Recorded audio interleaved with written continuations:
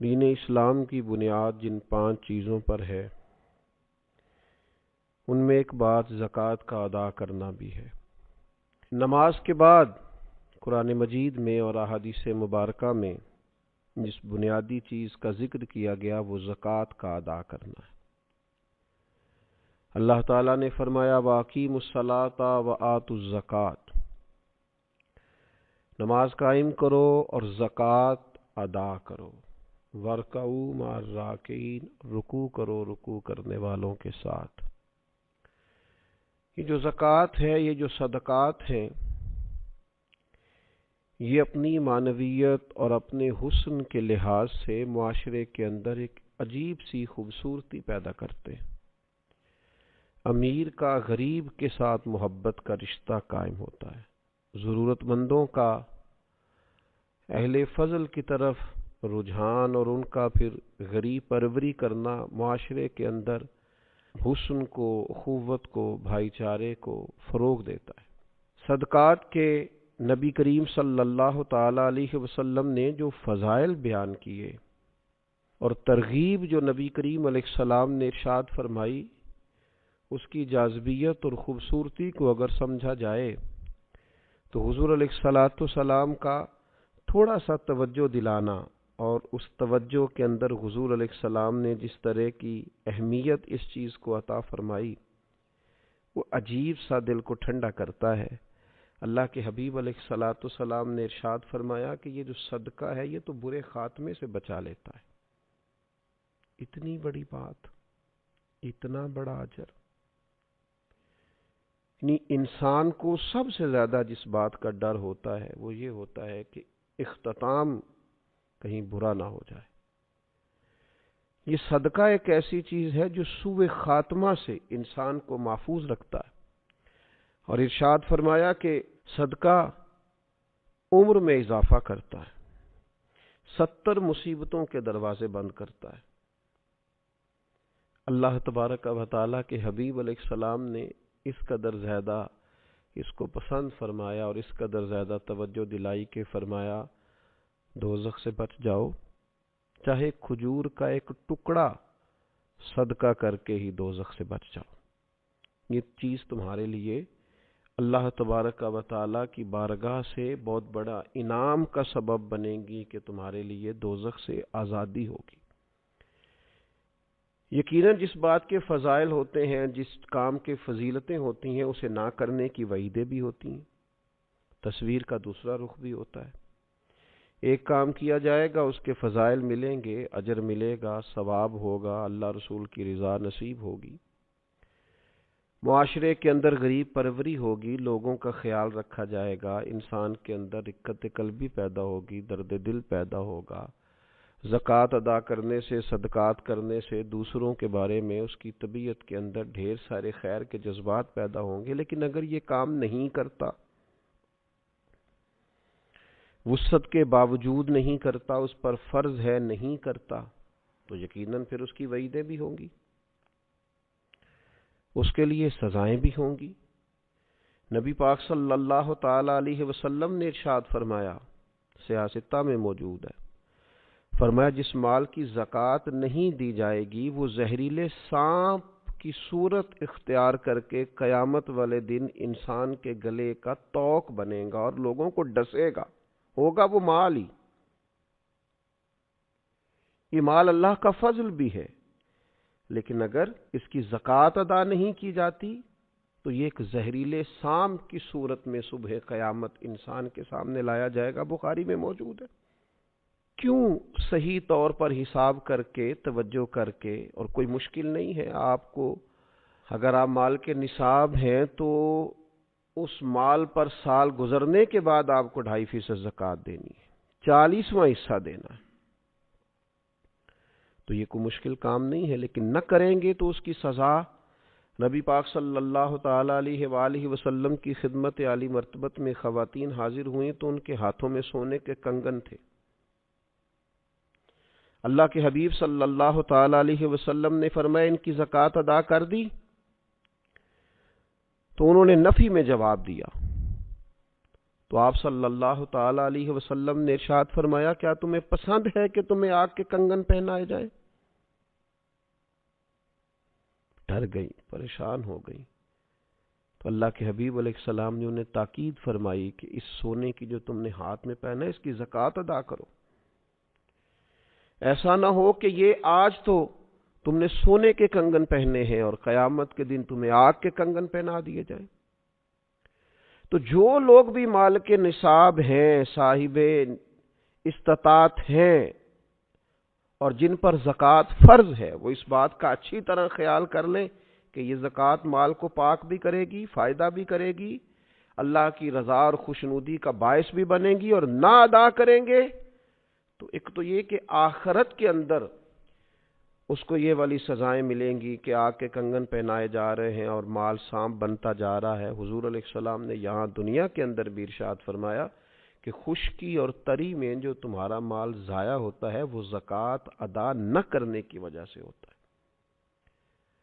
تو ایک تو بات یہ کہ زکوٰۃ ذمہ داری کے ساتھ ادا کی جائے، اس کام میں کسی قسم کی کوئی کوتاہی نہ کی جائے، کسی سستی کا شکار نہ ہوا جائے، لیت و لالا کا شکار نہ ہوا جائے، بہانے بازی نہ کی جائے. اس فرض کو فرض جانتے ہوئے، انتہائی حساس مسئلہ سمجھتے ہوئے اس کی فوری ادائیگی کا اور احتیاط سے بندوبست کیا جائے. اور پھر یہ کہ اس کے جو آداب ہیں، جو ایک مسلمان کوئی بھی عبادت کرتے ہوئے کچھ آداب کا خیال رکھتا ہے، ان آداب کا بھی پوری طور پہ خیال رکھا جائے. سب سے پہلی بات تو یہ کہ زکوٰۃ حسن نیت سے ادا کی جائے. زکوٰۃ کوئی پتھر پھینکنے والا عمل نہیں ہے کہ جیسے بھی پھینک دیں گے، خوش دلی سے پھینکیں یا بد دلی سے وہ لگ جائے گا. یہ زکوٰۃ تو اللہ کی بارگاہ میں دینی ہے. صدقہ کو پتھر پھینکنے والا عمل تو نہیں کہ جیسے بھی پھینک کے لگ جائے گا. یہ تو خالص اللہ کی رضا کے لیے دینی ہے. تو اس کے بارے میں تو قرآن مجید نے فرمایا وَمَا تُنْفِقُونَ إِلَّا ابْتِغَاءَ وَجْهِ اللَّهِ، تم جو کچھ بھی خرچ کرتے ہو اسی لیے تو خرچ کرتے ہو کہ تمہیں اللہ کی خوشنودی حاصل ہو. تو حسن نیت، ارادہ حسین، دیتے وقت اللہ تعالی کی رضا کے لیے خاص جذبہ. ایک بزرگ فرمایا کرتے تھے کہ میں تو جب صدقات دیتا ہوں تو جسے دیتا ہوں اسے اپنا محسن سمجھتا ہوں کہ دیکھو میں اسے دے رہا ہوں، بندے کو دے رہا ہوں اور راضی مجھ سے میرا اللہ ہو رہا ہے. تو حسن نیت پہلی بات. اور دوسری بات، ہر قسم کی تصنع سے بچا جائے، ہر قسم کے ریا سے بچا جائے.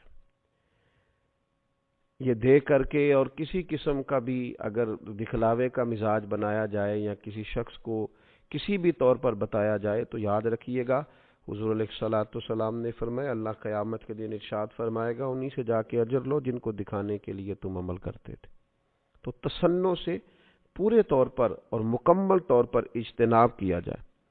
اور پھر اسے دیا جائے اس پر احسان نہ جتلایا جائے، ایذا نہ دی جائے، تکلیف نہ دی جائے. ہمارے ہاں جس طرح سے لوگ کہتے ہیں آپ ابھی آ گئے، تو میرے سونے کا ٹائم تھا، کل آئیے گا، پرسوں پتہ کر لیجئے گا. ہاں میرا ارادہ بن گیا ہے، آپ صبح وقت پر آ کر لائن میں کھڑے ہو جائیے گا. اللہ تعالیٰ نے جب آپ کو دیا ہے تو اس طرح تھوڑی دیا ہے. معاذ اللہ، آپ ایذا نہ دیں، تکلیف نہ دیں. وہ کسی نے کہا تھا کہ لوگوں کو ملا ہے تو مقدر سے ملا ہے، ہم کو تو مقدر بھی تیرے در سے ملا ہے. تو اللہ نے جب دیا ہے تو کرم سے دیا ہے. تو جب یہ ذہن ہو کہ مجھے کرم سے ملا ہے تو پھر دیتے وقت تکلیف نہ دی جائے، اذیت نہیں دی جائے. قرآن مجید نے فرمایا یا ایھا الذین آمنوا لا تبطلوا صدقاتکم بالمن والعطا، اے ایمان والو احسان جتلا کر اور ایذا دے کر اپنے صدقات کو باطل نہ کر لینا. اپنے صدقات باطل نہ کرو، احسان جتلا کر اور دل آزاری کر کے ایذا دے کر ان کو ضائع نہ کرو، باطل نہ کرو. تو کبھی بھی اس شخص کو جس کو آپ کچھ دے رہے ہیں، عطا کر رہے ہیں، اس کو کسی طور پر بھی کسی اذیت میں مبتلا. اگر قرآن مجید کے یہ دو لفظ سمجھ لیے جائیں نا، یا ایھا الذین آمنوا لا تبطلوا صدقاتکم بالمن والعزا، اے ایمان والو تم احسان جتلا کر، تکلیف دے کر اپنے صدقات کو باطل نہ کرو۔ اگر اس کو سمجھ لیا جائے تو پھر تو انسان جو لینے آئے اس کا اعزاز کرے، اسے ہر تکلیف سے بچائے کہ اللہ نے حکم دے دیا ہے کہ تم نے اپنا صدقہ باطل نہیں کرنا، کسی قسم کی تکلیف نہیں دینی سامنے والے کو۔ اور پھر چوتھی بات یہ ہے کہ عمدہ مال اللہ کی راہ میں دیا جائے، اچھی چیز اللہ کے حضور پیش کی جائے، مالک کی بارگاہ میں پیش کی جائے تو پھر خاص چیز پیش کی جائے۔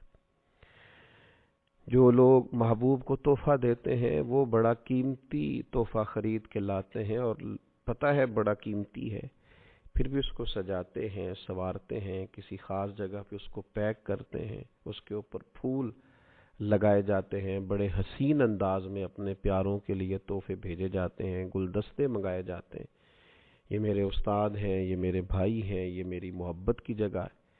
لوگ بڑے اعزاز کے ساتھ تحفے روانہ کرتے ہیں تو اللہ کے حضور پیش کرنا ہے، رب رسول کی رضا کے لیے دینا ہے۔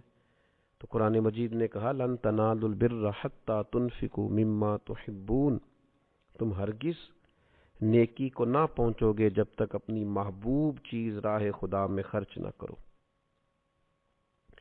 ایک شاعر نے بڑی خوبصورت بات کی تھی، اگرچہ اس نے نقشہ تو کربلا کا کھینچا ہے، لیکن اس نے کہا تھا لاش اکبر دی ویخ حسین کیا، گل یار دی گلو نہیں لائی دیے، دائم سونے محمد دے نام تو سونی چیز ہی وارنی چاہی دیے۔ دیکھو ان کے نام پہ دینے لگے ہیں تو پھر ہم نے کس طرح کے نگینے دیے ہیں، کس طرح کا حسن دیا، کیا کچھ نکال کے پیش کر دیا۔ دھرتی نے ایسے لوگ نہ کبھی پہلے دیکھے نہ کبھی بعد میں دیکھے گی۔ تو عمدہ مال پیش کیا جائے اور پھر یہ بھی یاد رکھا جائے کہ اللہ پاک ہے اور پاک چیز کوئی قبول کرتا ہے، ہمیشہ حلال اور طیب ہی اس کی راہ میں پیش کیا جائے۔ اور آخری گزارش یہ ہے زکوٰۃ دینے کے معاملے میں کہ پھر یہ ماحول نہ بنایا جائے کہ میں بانٹوں گا تو لوگوں کی نظریں اپنے سامنے جھکاؤں گا۔ شکر گزاری لوگ میری کریں گے اور بہت سارے لوگ ایسے ہوں گے جو میرے سامنے نظریں جھکاتے ہوئے گزریں گے۔ فرمایا انما نطعمکم لوجہ اللہ لا نرید منکم جزاء ولا شکورا، وہ تو تمہیں محض اللہ کی خوشنودی کے لیے کھلاتے ہیں کھانا، نہ تم سے وہ کوئی بدلہ چاہتے ہیں اور نہ یہ کہ تم ان کی شکر گزاری کرو۔ اللہ کے بندوں کی تو شان یہی ہے کہ وہ تمہیں جب کھانا کھلائیں گے تو اس لیے کھلائیں گے کہ اللہ راضی ہو، وہ تو نہیں چاہتے نہ تم کوئی جزا دو نہ تم ان کا شکریہ ادا کرو۔ تو اللہ تبارک و تعالی ہمیں ان خوبصورتیوں کو پیش نظر رکھتے ہوئے زکوٰۃ ادا کرنے کی توفیق عطا فرمائے۔ وما علیہ الا البلاغ۔